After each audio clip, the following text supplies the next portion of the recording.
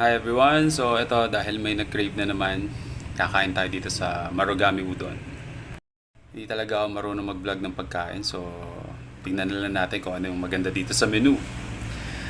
Ayan, Japanese food.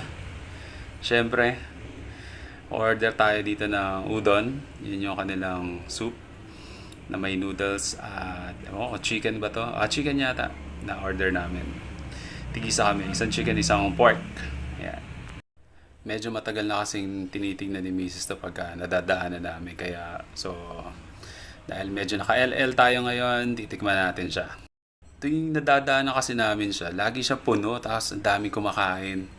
So, time na para tikman talaga natin kung sulit nga ba dito. At dinagdagan na rin nga pala namin yung order namin. Ito, yung dalawa na yon. Hindi ko talaga alam kung anong tawag. So, ayan, let's eat! Siyempre si Mrs. talaga nag-enjoy kasi paborito niya yung mga noodles, ayan, sabaw, Japanese food. Ayan, napapapikit pa nga yun pag kumakain. No? Medyo pricey lang para sa amin kasi kung nagkayayaan lang kumain kasi kailangan mo siguro mga 300, 350 para talaga mabusog ka dito. Baka hindi lang talaga to para sa akin. Anyway, yun lang. Bye-bye.